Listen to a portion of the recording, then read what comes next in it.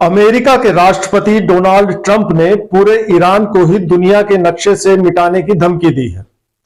Donald Trump को यह डर है कि ईरान के सुप्रीम लीडर अयातुल्लाह खामनेई उन्हें मरवाने की कोशिश कर रहे हैं। इसलिए ट्रंप ने सीधे, साफ और स्पष्ट शब्दों में कहा है कि उन्होंने यह आदेश पहले से ही दे रखा है कि अगर ईरान उन पर हमला करता है तो उसका नामो निशान मिटा दिया जाए। इस पूरे मसले पर विस्तार और गहराई से हम बात करेंगे। दोस्तों, यह धमकी आई है इजराइल के प्रधानमंत्री बेंजामिन नेतन्याहू के अमेरिका पहुंचने के बाद। नेतन्याहू किसी भी देश के पहले नेता हैं जिन्होंने व्हाइट हाउस में ट्रंप से मुलाकात की है।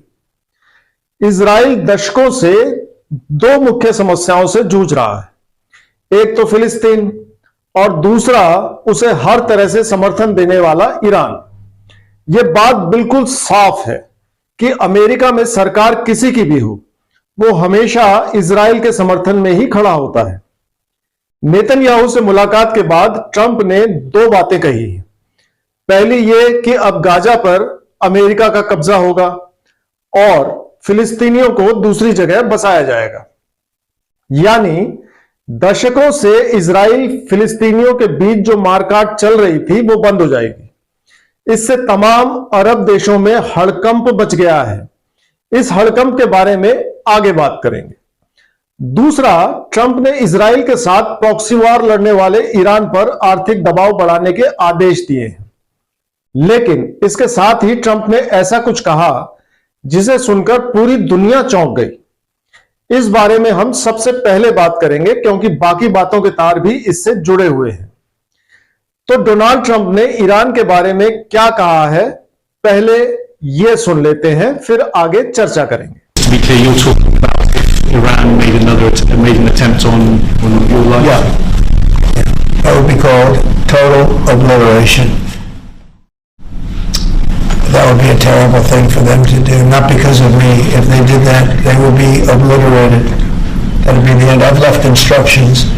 If they do it, they get obliterated. There won't be anything left. तो आपने सुना, डोनाल्ड ट्रंप ने कहा है कि उनकी हत्या की स्थिति में ईरान का नामो निशान मिटा दिया जाए। तो क्या ट्रंप अप्रत्यक्ष तौर पर ईरान के ऊपर एटम बम से हमले की धमकी दे रहे हैं? क्योंकि किसी भी देश का नामो निशान तभी मिट सकता है जब हिरोशिमा या नागासाकी की तरह एटम बम उस पर गिरा दिया जाए। ईरान के लिए सबसे सख्त संदेश शायद यही है, और इतना सख्त संदेश शायद ईरान को पहले कभी ना दिया गया। अब समझने वाली बात यह है कि अमेरिकी राष्ट्रपति कोई पागल तो है नहीं। किसी आधार पर ही ट्रंप ने ईरान को धरती से मिटाने की धमकी दी होगी। अपने बयान में ट्रंप ने कहा कि उनके साथ क्या होगा यह अहम नहीं है, लेकिन ईरान के साथ बहुत बुरा हो जाएगा। दरअसल अमेरिका में राष्ट्रपति चुनाव के दौरान ट्रंप पर 2 बार जानलेवा हमला हुआ था। यह आरोप लगे कि ईरान ट्रंप की हत्या की साजिश रच रहा है। अमेरिका के मैनहट्टन के एक कोर्ट में इस बाबत शिकायत भी दर्ज की गई थी। इसके मुताबिक ईरान की पैरामिलिट्री रिवोल्यूशनरी गार्ड के एक अनाम अधिकारी ने फरहाद शिरीन नाम के एक शख्स को ट्रंप की निगरानी और हत्या की जिम्मेदारी दी थी। 51 साल का शिरीन मूल रूप से अफगानी है। लूट के एक मामले में अमेरिकी जेल में 14 साल बिताने के बाद उसे डिपोर्ट कर दिया गया था। बाद में वो ईरान की सेना में भर्ती हो गया। कहा जाता है कि शिरीन इस वक्त ईरान में ही है। अब इसे आरोप, कहानी, थ्योरी जो भी कहें, अगर यह सही है तो सवाल यह है कि ईरान ट्रंप की हत्या क्यों करवाना चाहता है। दरअसल ट्रंप ने अपने पिछले कार्यकाल में ईरान की एलिट कुर्द फोर्स के लीडर कासिम सुलेमानी की हत्या का आदेश दिया था। कासिम सुलेमानी को खामनेई के बाद ईरान में नंबर 2 माना जाता था। 3 जनवरी 2020 को सुलेमानी ड्रोन द्वारा दागी गई मिसाइलों से बगदाद में मारा गया था। दूसरी वजह यह है कि ट्रंप ईरान के एटमी ठिकानों पर हमले के पक्षधर माने जाते हैं। ईरान को डर है कि उसके एटमी हथियारों को नष्ट करने के नाम पर पूरे ईरान को युद्ध की आग में झोंक दिया जाएगा। तीसरी वजह यह है कि ईरान इजराइल तनाव में ट्रंप पूरी तरह से इजराइल के साथ है।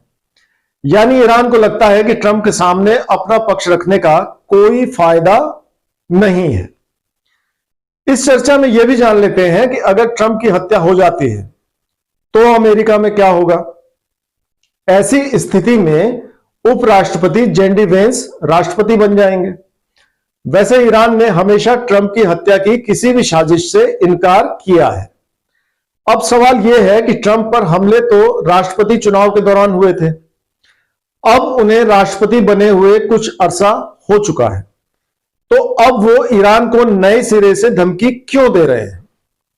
तो दोस्तों, इसकी वजह है इजराइल, जिसे आप आम भाषा में अमेरिका का जिगरी दोस्त या चड्डी बड्डी भी कह सकते हैं। इजराइल के प्रधानमंत्री बेंजामिन नेतन्याहू अमेरिका पहुंचे और डोनाल्ड ट्रंप से मुलाकात की। इस मुलाकात के बाद जो निकलकर सामने आया उससे यही लगता है कि नेतन्याहू ने कहा होगा कि भाईजान हम हो गए हैं परेशान फिलिस्तीन और ईरान के मसले से, इसका कुछ परमानेंट इलाज निकालो।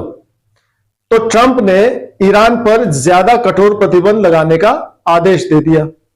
इसके तहत ईरान के तेल निर्यात पर प्रतिबंध लगाकर अधिकतम आर्थिक दबाव बनाया जाएगा। ट्रंप का यह भी मानना है कि ईरान परमाणु हथियार बनाने के बिल्कुल करीब पहुंच चुका है, इसलिए प्रतिबंध ज्यादा जरूरी है। कोशिश यह भी की जाएगी कि ईरान एक बूंद भी तेल ना बेच सके। ईरान की अर्थव्यवस्था तेल से ही चलती है। अब भारत जैसे देशों पर दबाव आएगा कि वो ईरान के साथ साथ रूस से भी तेल न खरीदे। ट्रंप ने ईरान के राष्ट्रपति डॉक्टर मसूद पेजेश्कियन से मिलने की इच्छा भी जताई है, ताकि ईरान को समझाया जा सके कि वो न्यूक्लियर वेपन्स बनाने की कोशिश न करे। अब दोस्तों, सवाल यह है कि क्या वाकई डोनाल्ड ट्रंप में ईरान को खत्म करने का दम है? तो इसका जवाब यह है कि अमेरिका के पास दुनिया की सबसे बड़ी और ताकतवर आर्मी है। ग्लोबल फायर पावर वेबसाइट दुनिया भर के देशों की सैन्य क्षमताओं की रैंकिंग करती है। इस वेबसाइट के मुताबिक 137 देशों में अमेरिका की मिलिट्री पावर दुनिया में नंबर 1 है, जबकि ईरान 14वें नंबर पर आता है। ईरान की लगातार सैन्य क्षमता बढ़ाने की कोशिश तो रही है, लेकिन 2006 में अमेरिकी प्रतिबंधों के बाद से उसके लिए सैन्य साजो सामान और हथियारों का आयात करना काफी मुश्किल हो चुका है। इसलिए युद्ध होने की स्थिति में ईरान का हाल सद्दाम हुसैन के इराक जैसा हो सकता है, जिसे वेपन्स ऑफ मास डिस्ट्रक्शन के नाम पर तबाह कर दिया गया था। खास बात यह भी है कि राष्ट्रपति बनने से पहले ट्रंप ने हर तरह के युद्ध के विचार की आलोचना की थी, लेकिन राष्ट्रपति बनने के बाद वो ग्रीनलैंड, कनाडा, पनामा और अब गाजा पर भी कब्जे की बात कर रहे हैं। ट्रंप ने इजराइल के पीएम बेंजामिन नेतन्याहू से मुलाकात के बाद एक प्लान पेश किया। इसमें गाजा पट्टी से फिलिस्तीनियों को बाहर निकालने की बात है। ट्रंप के मुताबिक गाजा पट्टी को अमेरिका अपने कब्जे में ले लेगा और इसका पुनर्निर्माण किया जाएगा।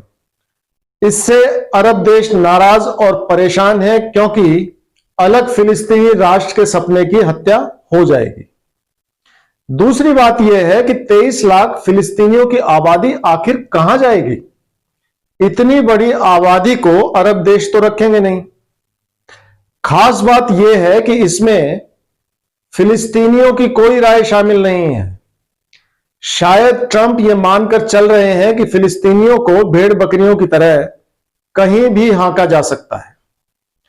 इसलिए ट्रंप के इस प्लान की अरब देशों के अलावा अमेरिका में भी आलोचना हो रही है। डेमोक्रेटिक पार्टी ने इसे एक बीमार विचार बताया है। आशंका तो यह भी जताई जा रही है कि कहीं गाजा पट्टी अमेरिकी सैनिकों के लिए दूसरा अफगानिस्तान साबित ना हो जाए। सालों तक युद्ध लड़ने, सैकड़ों सैनिकों को गंवाने और अरबों डॉलर बर्बाद करने के बाद अमेरिका को 2021 में अफगानिस्तान से बाहर निकलना पड़ा था। अमेरिका में चाहे डेमोक्रेटिक पार्टी का शासन रहा हो, चाहे रिपब्लिकन पार्टी का, दोनों ने ही गाजा और वेस्ट बैंक में एक फिलिस्तीनी राज्य की स्थापना का हमेशा समर्थन किया। यानी इजराइल के साथ फिलिस्तीन भी एक देश के तौर पर होना चाहिए। लेकिन डोनाल्ड ट्रंप ने गाजा पर कब्जा करने और सैनिकों को भेजने का जो प्लान पेश किया है, उससे अमेरिकी विदेश नीति पूरी तरह से उलटती पलटती लग रही है। ट्रंप दुनिया का इतिहास, भूगोल सब बदलने पर आमादा है। ट्रंप के मुताबिक अलग फिलिस्तीन राष्ट्र की कोई जरूरत ही नहीं है और ईरान को अगर धरती से मिटाना पड़े तो वो भी किया जाए। क्या आपको यह एक खतरनाक और बीमार विचार नहीं लगता? जय हिंद, जय भारत।